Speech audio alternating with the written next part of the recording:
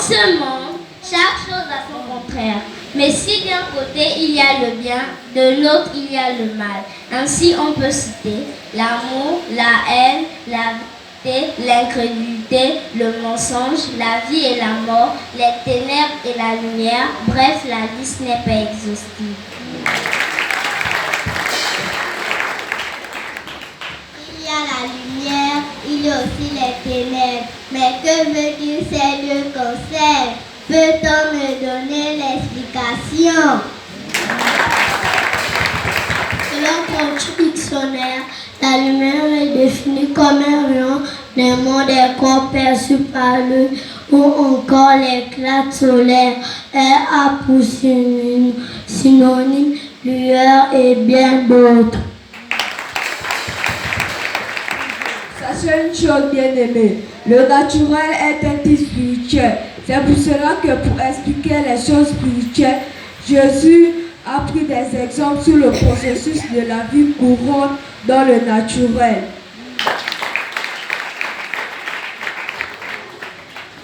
Bien-aimés, dans le monde spirituel, les ténèbres ont une lumière et c'est le diable. Par contre, les ténèbres ont un roi et c'est le diable. Mais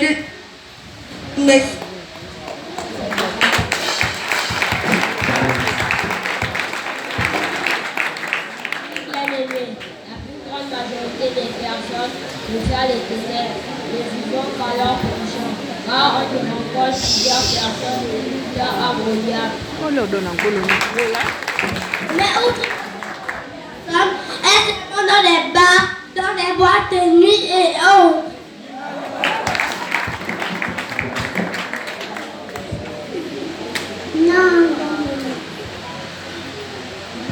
Non, elle trouve aussi des églises. Et c'est bien triste, car l'autorité est appelée à accéder. Ceux qui sont des athées spirituels.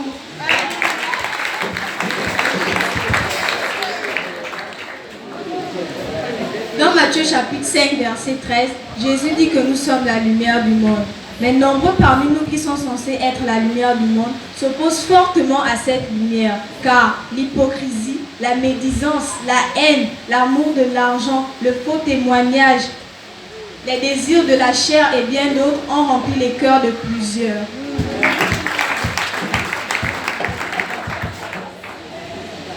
Toi, enfant de l'école de dimanche, qui reçoit les enseignements des moniteurs à la lumière des Saintes Écritures, es-tu une lumière pour ta génération, dans ton quartier, dans ton école? Car malgré ta présence active à l'école le dimanche, si tu restes infidèle à Dieu, menant ta vie comme bon te semble, sache que tu es complètement dans les ténèbres. toi, moniteur, OCBiste, choriste, quilombiste, diacre, pasteur évangéliste, qui que tu sois au sein de l'Église, si tu n'obéis pas pleinement à la parole de Dieu, sache que malgré tes titres ou fonctions au sein de l'Église, tu es complètement dans les ténèbres.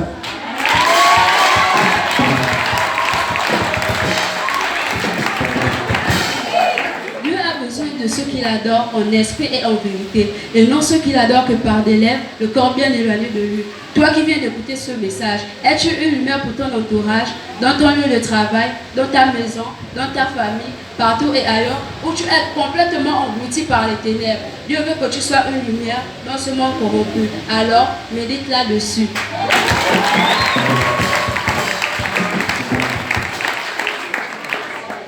Les parents, on accompagne les enfants. Lesquels nous pouvons citer Paul, Moïse, Marie de Magdala, de Géolier et Jean-Paul.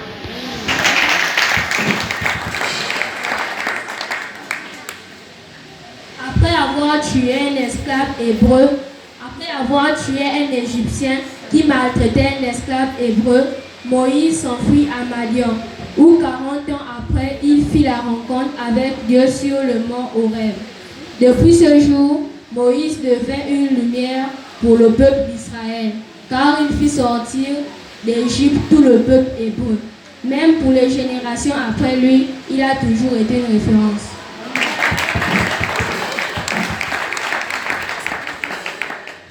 Paul, un pharisien bien formé, irréprochable, qui croyait être sur la bonne voie, celle du Seigneur, persécutait les chrétiens. Mais sa rencontre avec le Seigneur sur le chemin de Damas le transforma totalement en une nouvelle créature. Marie de Magdala, une femme possédée par sept démons, prostituée, fut délivrée par le Seigneur Jésus. À sa rencontre avec le dernier, le geôlier de la prison où était enfermé Paul de Silas, prit au Seigneur pour sa famille.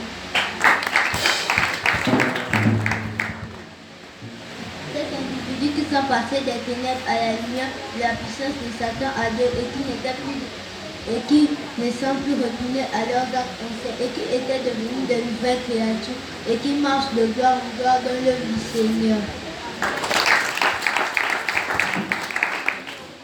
De nos jours, on rencontre beaucoup de personnes qui sont passées des ténèbres à la lumière et marchent tous les jours de leur vie de gloire en gloire. Ils pratiquent le chemin de la croissance spirituelle, mais ils ne sont pas en grand nombre, car nombreux sont ceux qui après avoir cru au Seigneur, reviennent à leur penchant en accomplissant Proverbe chapitre 24, verset 11 qui dit « Le chien est retourné à ce qu'il a voulu ».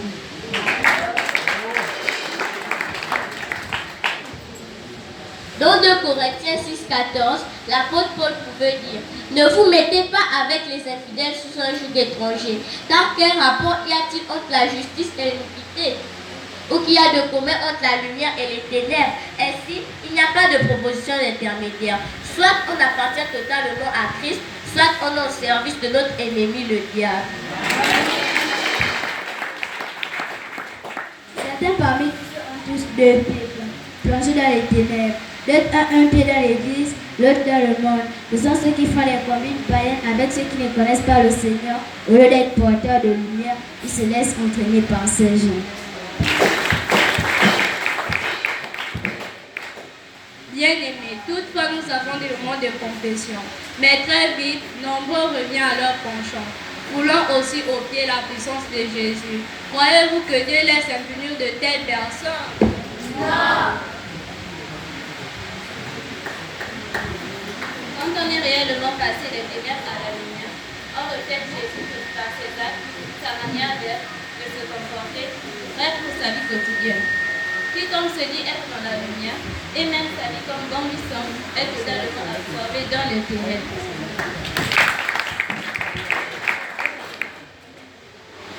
Quand on est réellement passé des ténèbres à la lumière, les esprits malins, les sorciers, les malsains autres, ne peut avoir la même mise sur nous, ni même se rapprocher. Car le Seigneur Jésus-Christ, la lumière par excellence, est notre bouclier et combat à nos places.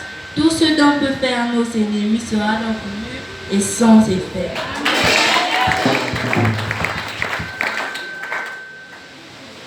Une personne qui vit dans la lumière du Seigneur est porteur d'âme spirituelle, à savoir la ceinture de vérité, le texte de la vie, la cuirasse de la justice, les chaussures qui annoncent l'évangile de paix, le bouclier de la foi, l'épée de l'esprit et la prière. Ce sont des puissantes armes par la vertu du Seigneur pour renverser les forteresses. Et donc, aucune puissance satanique ne peut nous atteindre si l'on vit réellement dans la puissance du Seigneur.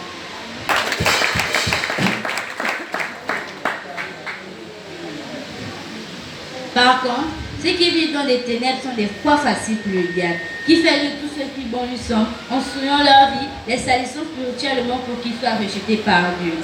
Aujourd'hui, la voix du Saint-Esprit se fait encore entendre et est appelée toute personne qui est tombée dans le péché de revenir au plus vite que possible sur leur bon sens dans le chemin de la lumière. Bien-aimés, personne ne voulait se servir de ses vomissures. De la même façon, il est de grâce dans la vie courante de revenir sur ses vomis. Il est de grâce dans la vie spirituelle de revenir à ses péchés, sur actes de désobéissance qui puent l'âme et même l'esprit. Passez donc des ténèbres à la lumière. Demandez à Dieu de vous tenir par sa main, afin que vous puissiez passer de gloire en gloire pour que vous ne puissiez plus retourner dans les clôtures du diable. Des ténèbres à la lumière,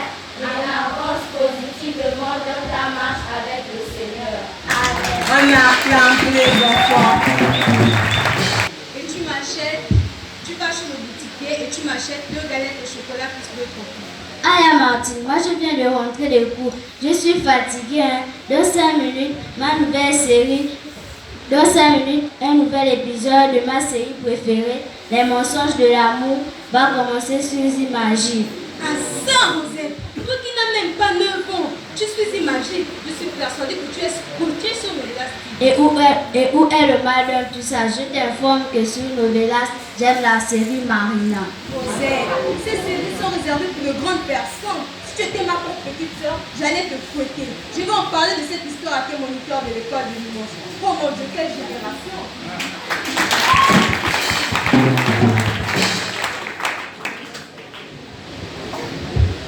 Ah, la génération actuelle. Tu n'en vois pas misé. Comment une si petite fille regarde de telles séries? Mon père me dit toujours, quand il était enfant, il regardait des séries du genre XOR, 02 ou Charlie 20, Charlie Clapin, Bibi ou des dessins animés, Tom Sawyer, 11 pour une coupe, Sophie et Virginie, Clémentine et bien d'autres propres enfants. Triste est de constater aujourd'hui que beaucoup d'enfants regardent des séries propres aux adultes. Je connais même un enfant de 9 ans qui explique la patronat quand ces derniers ont manqué un épisode. Et ce qui est encore plus triste, c'est que ces personnes âgées applaudissent le petit enfant capable de retenir toute scène de la série. Apparemment, ce sont les enfants de parents païens qui regardent ce genre de choses, pas vrai? Non, mon bien-aimé, il y a des gens qui ont... Non, mon bien-aimé, il y a des enfants de parents chrétiens et les enfants de l'école du dimanche qui regardent ces choses à l'instar de la petite Rosette qui, malgré le conseil de Martine, n'a pas mis en garde les conseils de cette grande. S'il vous plaît, parents, vous êtes appelés à sauver de près la vie de vos enfants. Ne leur permettez pas de suivre n'importe quel programme à la télévision, car ces choses leur détruisent à petit feu.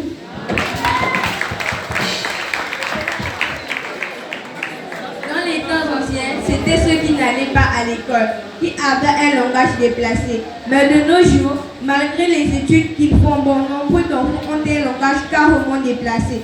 Parlons le langage des Bangano ou des Goudronnées. Un langage où le sens des mots et des phrases sont incompréhensibles. Si tu ne fais pas partie de leur monde, suivons la conversation de ces 2 jeunes qui résident à Arquébé.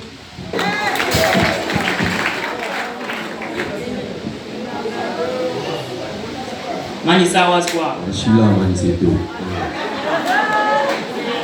Allez, Google Kama. Quoi déjà? Tu t'aimes les niais de Wendo là? Qui, moi là, tu me connais? Malgré l'école, il reste quelques points aussi. Tu veux les bouger au Kama? Bouger d'abord chez papa là. On va les prendre les poches.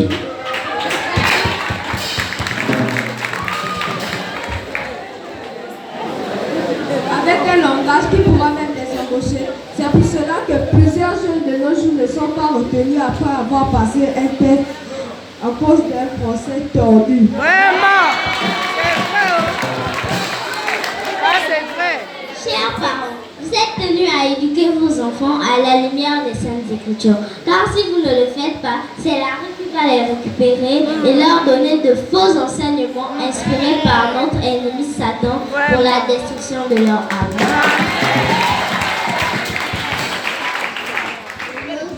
Nous rencontrons des petits qui font de remarques au grand aux yeux de tout le monde. L'impolitesse a rempli dans le cœur de beaucoup d'enfants.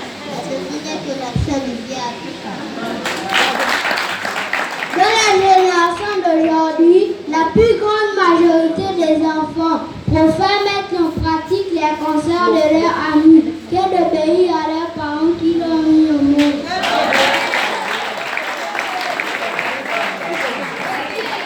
Il y a des enfants qui ont été gaspillés dès leur jeune enfance, des enfants qui n'avaient pas reçu une bonne éducation de la part de leurs tuteurs. Et ces derniers gaspillent la bonne éducation de nombreux de leurs amis.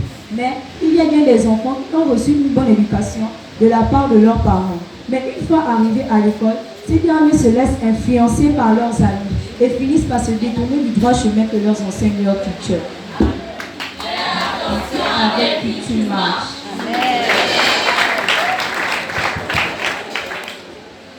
Effectivement, c'est de la malédiction. Car la volonté de Dieu est que tout homme, quel qu'il soit, puisse honorer son père et sa mère, afin que l'Éternel prolonge ses jours sur la terre. C'est le premier commandement avec promesse. Mais nous enregistrons de nos jours beaucoup de cas de maladie et de décès de la part des enfants, parce que nombreux parmi eux ne prennent en garde ce commandement. Change ta manière de vivre, cher enfant.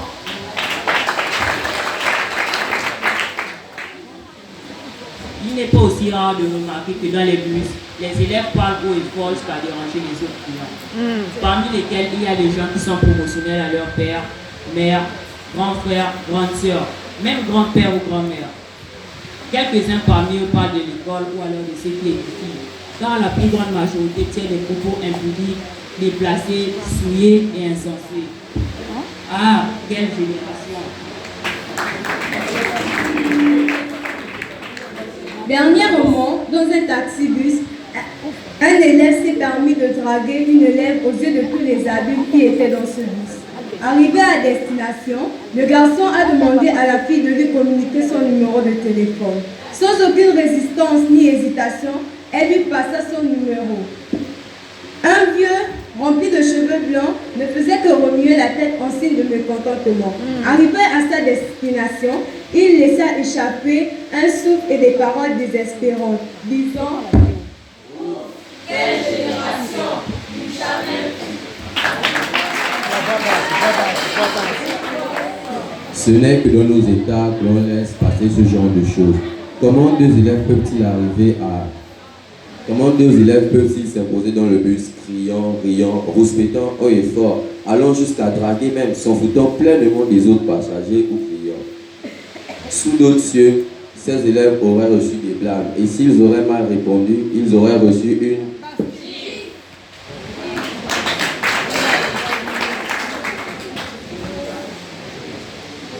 Et tout la micro. Tenu de l'accoutrement de la jeunesse actuelle, qui pour la plupart s'habille indécemment, marche fièrement vers le but tout en croyant qu'ils sont bien vêtus. Que dire aussi des consommateurs de gros boulot, une nouvelle drogue pour la jeunesse qui les emmène à la délinquance. À vous, chers parents qui venez d'écouter ce message, veillez sur l'éducation de vos enfants et priez toujours pour eux. Vous aussi, chers moniteurs, restez en contact avec les parents des enfants que vous enseignez au risque de rater votre but qui est de faire de ces enfants de véritables lumières pour leur génération. Car la volonté de Dieu est que ces enfants puissent impacter leur milieu de vie. N'oubliez pas, chers moniteurs et parents, le Seigneur vous demandera des comptes si vous négligez votre mission. Que chacun médite là-dessus. On encourage les enfants, chers parents.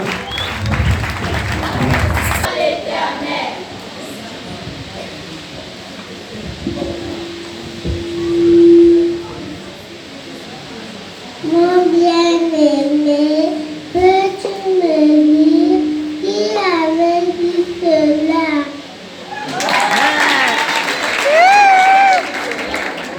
Cette parole avait été prononcée par Josué, serviteur de l'Éternel.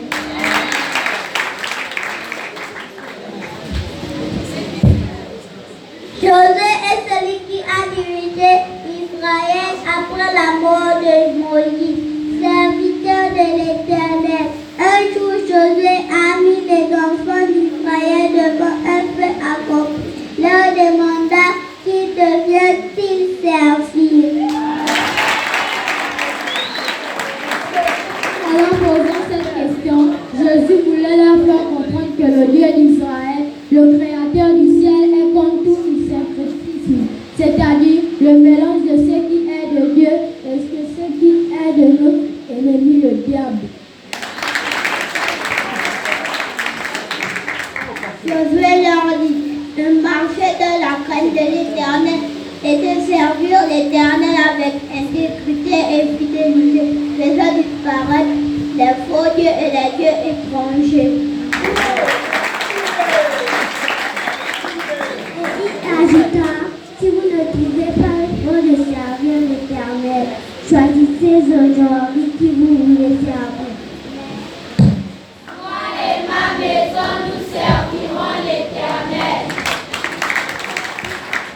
mon père, ma mère et vous tous ici présents, beaucoup parmi nous ont pris cette décision qui est de servir l'Éternel, uniquement l'Éternel.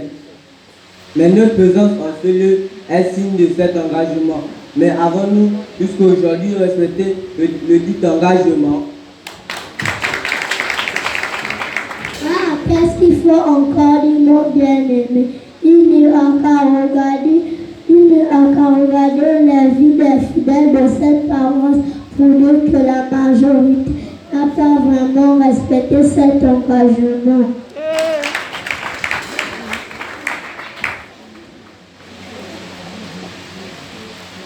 Nombreux, y compris les membres de leur famille, ont encore des dieux étrangers dans leur cœur. Dernièrement, je revenais de l'école et à ma grande surprise, j'ai aperçu un bien-aimé assis dans un bar en train de siffler sa bouteille de régabe avec ses amis. Très souvent, ceux qui ont l'habitude de consommer de la boisson alcoolisée à la maison se justifient en disant que le mal c'est de la consommer dans un bar. Mais laissez-moi vous dire, que ça soit à la maison, que ça soit au bar, night club et autres, vous enfreignez la parole de Dieu en vous accrochant fortement à la boisson. Le lieu de consommation, peu importe, ceux-là ont pour Dieu la boisson.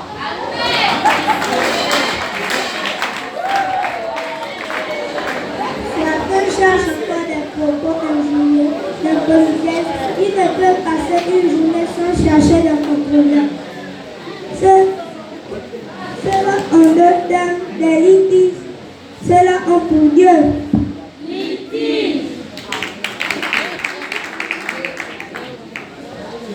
D'autres ont des fils au bassin, au chevet du lit, des bouteilles, des pierres, des mamies, des pommades spéciales cachées dans des endroits bien secrets. Toutes ces choses leur ont été léguées pour la protection, la richesse, la forte attraction des hommes ou des femmes. Mais ils viennent encore à l'église, faisant semblant de prier, de louer, d'adorer le Seigneur. Ce sont des véritables idolâtres.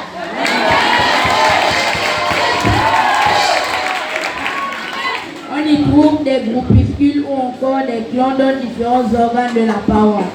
Pilombo, Chorale, CBE, Écoli, le collège des diacres, le département femmes et familles, différentes commissions et j'en passe. Que peut-on dire de ceux-là qui ont respecté ces engagements? Non.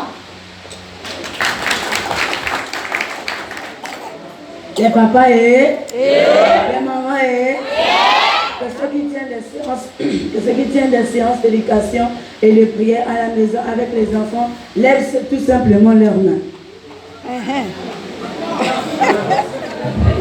Et les autres, pourquoi ne le faites-vous pas? Comment vos enfants vont-ils servir le Seigneur si vous-même, vous ne leur apprenez pas la parole de Dieu et que vous êtes vous-même languissant ou vous manquez du zèle dans la prière?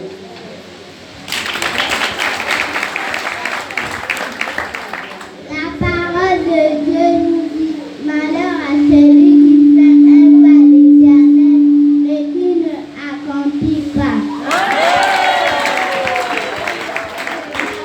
Ne cherchez donc pas à attirer la couleur de Dieu sur vous. Ainsi, ne soyez pas donc surpris si Dieu vous frappe à cause du non-respect de vos engagements. Car Dieu est plus sévère avec ceux qui sont censés connaître ses ordonnances. Cet engagement que nous avons pris devant Dieu, devant les gens, concerne d'abord notre intégrité et notre fidélité quant à la parole de Dieu. Ensuite, nous devons faire ainsi que notre famille, les autres églises, dans la maison de prière qui sont unies, nous devons vraiment notre famille de prière,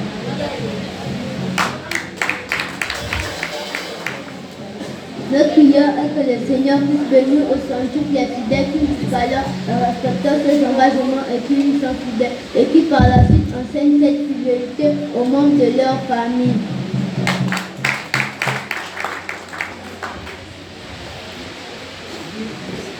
Papa, maman, mon frère, ma soeur, si vous vous reconnaissez de ne pas avoir servi le Seigneur en toute pureté du cœur, si donc vous vous reconnaissez négligent dans l'œuvre de l'Éternel, si vous savez que vous n'avez pas enseigné aux membres de votre famille comment servir le Seigneur et que vous-même ne l'avez pas fait, la volonté de Dieu veut que vous vous repentiez, que vous lui demandiez pardon à cause du non-respect de l'engagement que vous avez fait au Seigneur.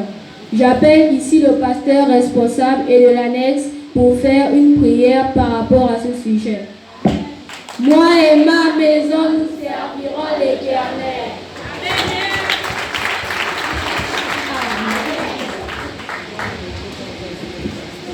Nous allons prier. Seigneur, nous nous présentons à toi avec des cœurs humbles, parce que nous reconnaissons que nous avons failli à la mission que Dieu nous a confiée. Nous avons pris des engagements et malheureusement nous ne les avons pas honorés. Comme Paul pouvait dire toutes les fois que j'ai voulu faire le bien, c'est le mal qui l'a emporté.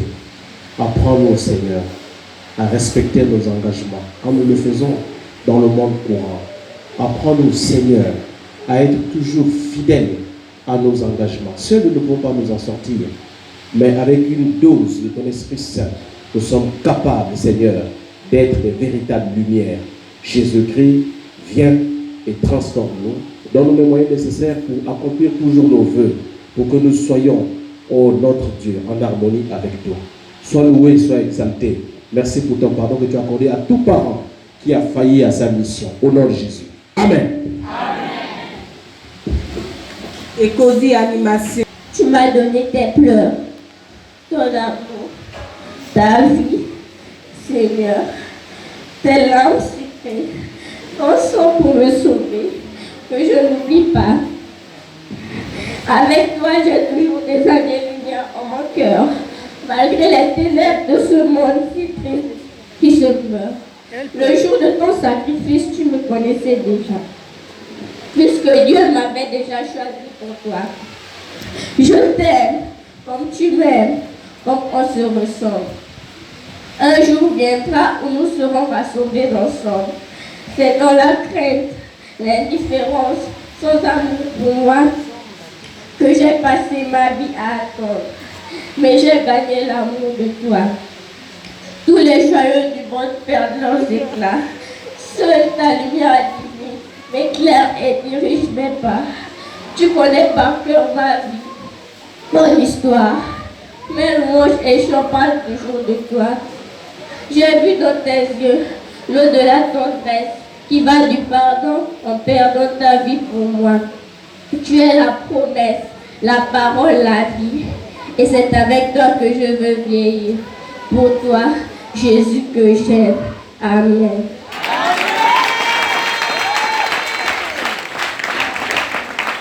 Jésus, toi la lumière du monde. Poème. Jésus, toi la lumière du monde.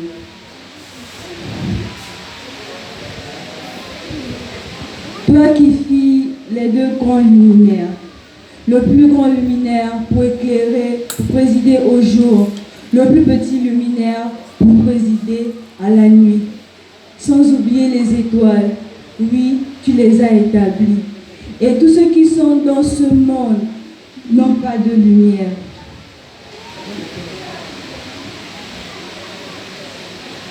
Et tous ceux qui dans ce monde n'ont pas de lumière. Toi qui étais encore là. Toi qui étais encore là.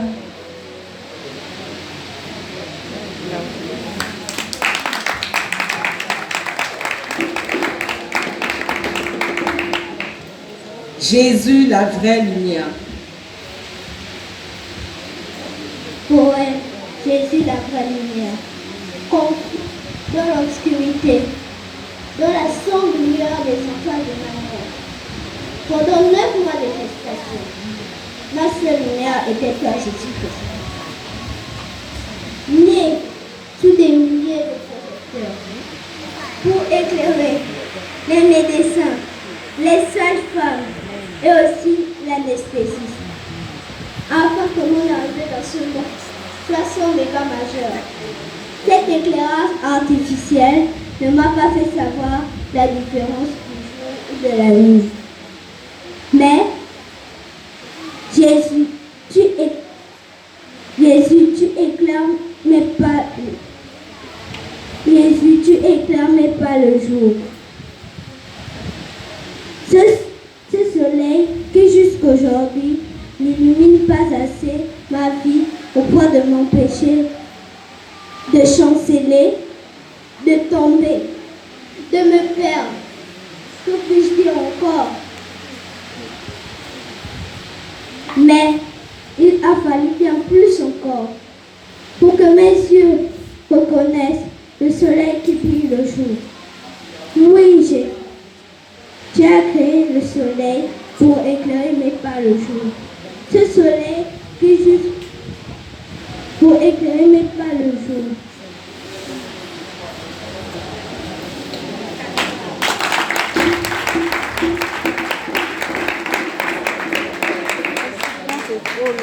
Comme une lumière. Deux personnes peuvent faire un Poème comme une lumière. Placé dans ce monde comme une lumière au milieu des ténèbres pour refléter la gloire du Père. Fort de l'espérance qu'il a mis en moi, je témoigne son amour pour que chacun croie. Lorsqu'il m'a saisi, marchant dans un monde obscur, enveloppé de détresse et d'innombrables souillures, je cherchais la délivrance sans savoir qu'elle passait par accepter son amour et son pardon. Je n'étais pourtant pas digne de la compassion de mon Dieu, mais pour que nous soyons réconciliés, il a dû quitter les cieux afin que je puisse jouir de sa sainte présence. Il est passé à la croix, m'accordant la délivrance. Toutes les convoitises de ce monde me conduisent alors, sans que je ne le sache, vers le séjour des morts. M'ayant fait prendre un virage à 180 degrés, je marche dans les pas de sa sainte. Mourir à moi-même, voilà mon combat. Pour que je puisse dire un jour ici-bas, ce n'est plus moi qui vis, mais Christ qui vit en moi. Les yeux fixés sur le but que chacun croit. Je me nourris de sa parole et je s'insère. Pour conduire ces âmes perdues, chaque jour je persiste, les recherchant sans relâche pour les conduire vers Christ. Toi qui entends ce message, si tu entends sa voix, ne raidis pas la nuque, mais plie les genoux devant le roi. Accepte ses exigences, car elles sont bonnes pour ta vie. Accepte son amour et abandonne-toi à lui. Amen.